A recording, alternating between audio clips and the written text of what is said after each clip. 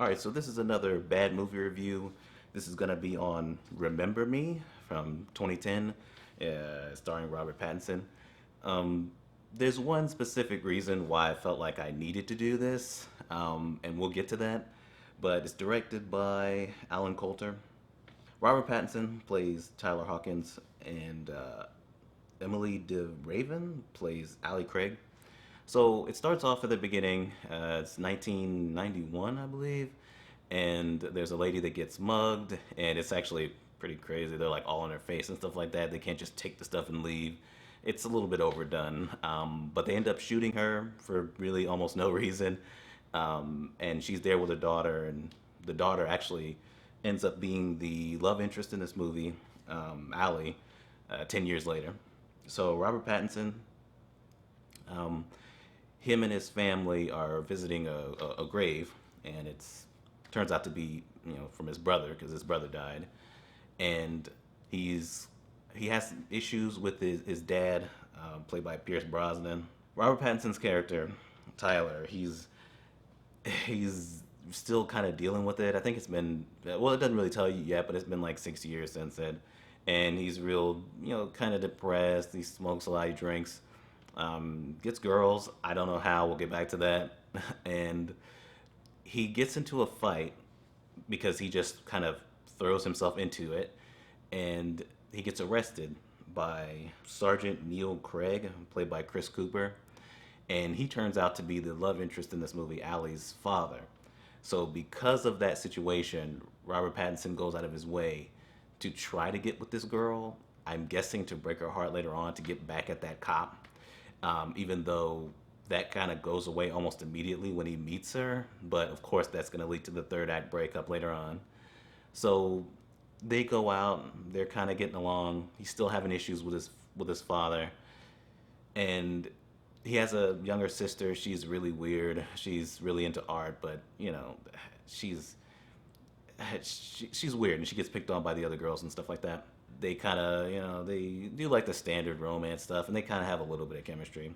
She gets drunk, so then she gets into it with her father, Chris Cooper's character. He smacks the shit out of her, pretty much out of nowhere. Like, they seem to have just a normal relationship, and then all of a sudden he smacks her. Oh, you'd love that! You're pathetic! Would you strangle me because you couldn't save Mom? So she goes to live with him, and then at that point they just kind of hang out. They go to the beach. She hangs out with his family, stuff like that. The younger daughter is upset because the father wasn't, Pierce Brosnan's character wasn't able to go to her art show, so that causes a lot of, a lot of drama. And Robert Pattinson goes in, storms in, and just goes off on him, which actually was a decent scene, other than the dialogue was pretty bad. She's trying to communicate, but and you're not listening. It's just it's too much. So eventually, Chris Cooper finds out about Robert Pattinson's character, his whole thing, Tyler's whole thing, where he was trying to break her heart to get back at him and stuff like that. So she finds out about it, so they break up. And at that point, I guess things start to get better because the younger sister, for whatever reason, goes to a birthday party with one of her classmates, and she gets bullied. I think they pulled her hair or cut her hair or something like that. So then he goes off and like starts breaking shit. The dude definitely has issues. Did you do something different with your hair? I love it. Excuse me, what are you doing? Stop! That's when Pierce Brosnan's character almost out of nowhere starts being a supportive father. And so that happens. They kind of start to reconnect. He gets back together with Allie, and then the ending happens. And we'll get back to that. I'll just say that he dies at the end. So it's supposed to be like a sad ending. It's trying its hardest to be impactful, but it's not. Positives. It's shot okay. I don't really care for the color palette in certain scenes, but it has some decent shots. The acting is all really, really good. Actually, that scene where Tyler, Robert Pattinson's character, like really goes after Pierce Brosnan, the father, during his meeting or whatever. I thought Pierce Brosnan was really good in that scene. The love interest, Allie, she was actually pretty likable, and I'd say she's probably the only likable character in this whole movie. Allie, she almost makes everybody else likable. They go out of their way to make Pierce Brosnan as unlikable as possible. But then when she talks to him, everything's cool. She talks to the roommate, his friend that got him to go talk to her in the first place, and even he's kind of likable when he talks to her. Like she just has this thing where she's just she has like this personality that makes her kind of fun, whereas everybody else is not. Even though her mom died 10 years ago and she can't go in the subway because of it, she seems to be working through her grief way better than her father, and definitely way better than Robert Pattinson.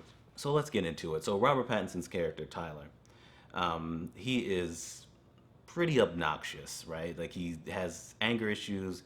He goes out of his way to get roughed up by Allie's father, the police officer, and get arrested. Get him and his friend arrested. He was about to be let go, but he just had to get into this fight. Not a fight where he was just getting into it with somebody at a bar. No, he got into this fight that had nothing to do with him. It's ridiculous. I couldn't believe it. And then when they were about to let him go, he just decides he wants to grab the cop. Stupid. Now, go home. Take a hike, fellas. Hey, why don't you... At any point, I mean, you're getting your friend arrested and all these other things. His friend constantly getting onto him. I'm expecting, especially when they're in jail at that point, I'm expecting for his friend to maybe bring up that he should probably be getting some kind of counseling or something, that he needs some kind of help. I don't think that ever comes up in this entire movie, which is ridiculous.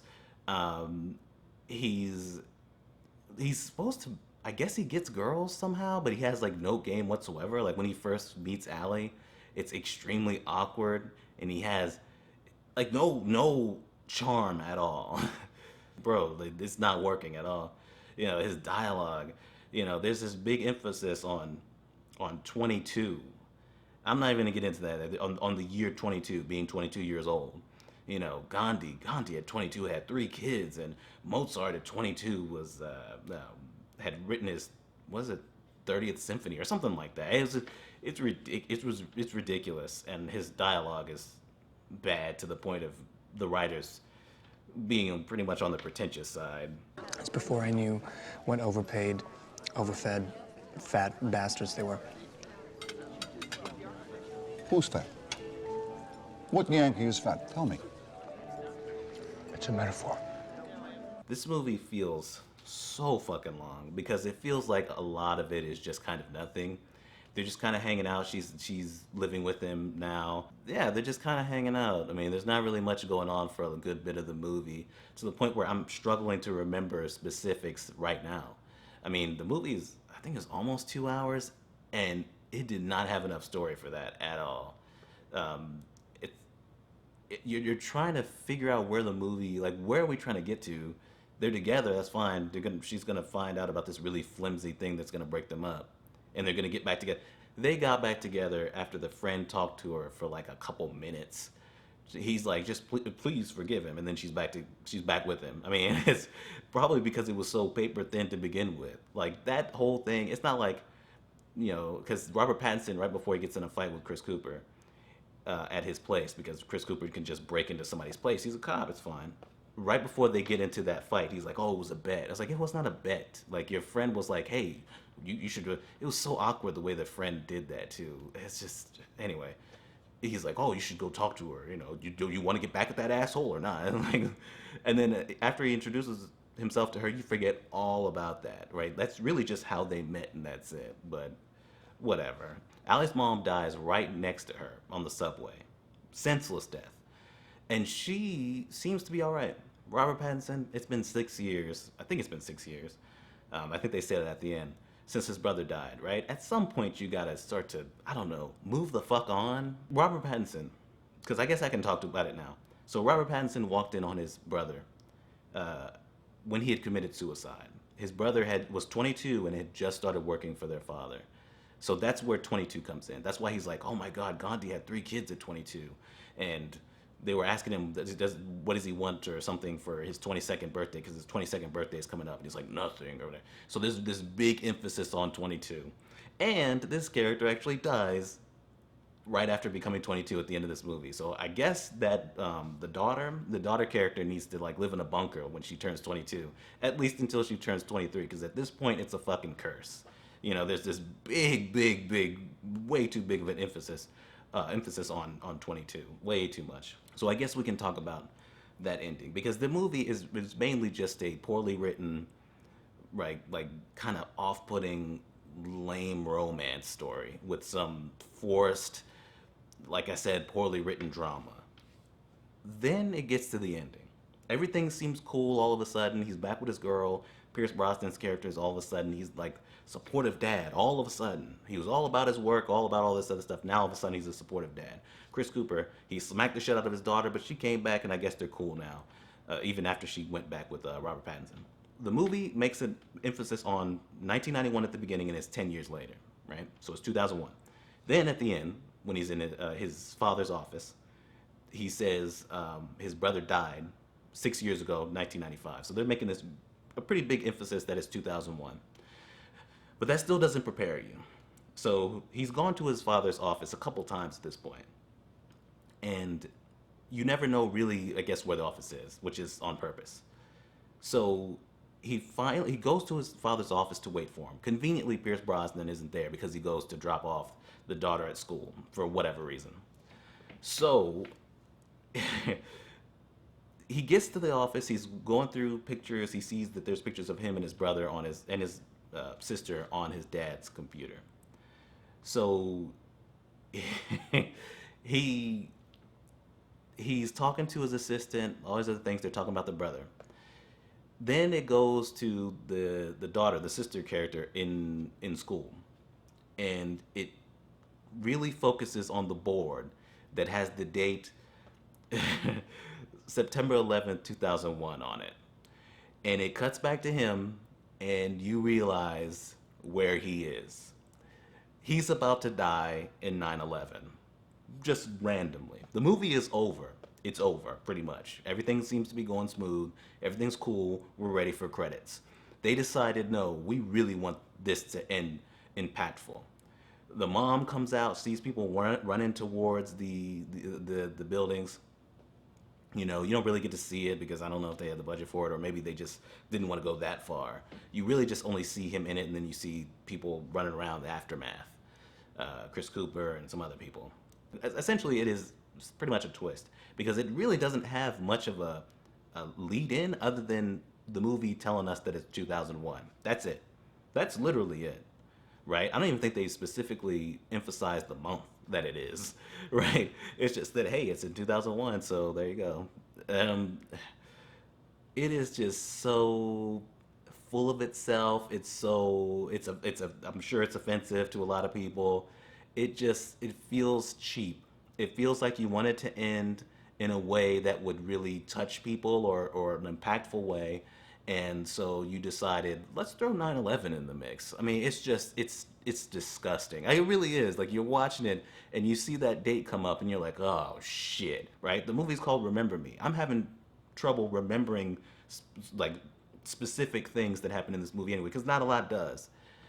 So they felt like, hey, you gonna remember us all right by having one of the worst movie endings probably of all time, at least that I've seen. This is the worst movie ending I've seen. You get this pretentious ass bullshit VO VO by Robert Pattinson about I forgive you and all this. It's so lame. I couldn't believe that it had gotten that bad. I couldn't believe it. So that's it. Because of that ending alone, I'm giving this a complete shit. Like, it probably could have gotten away with maybe a trash or maybe even a rental before that ending.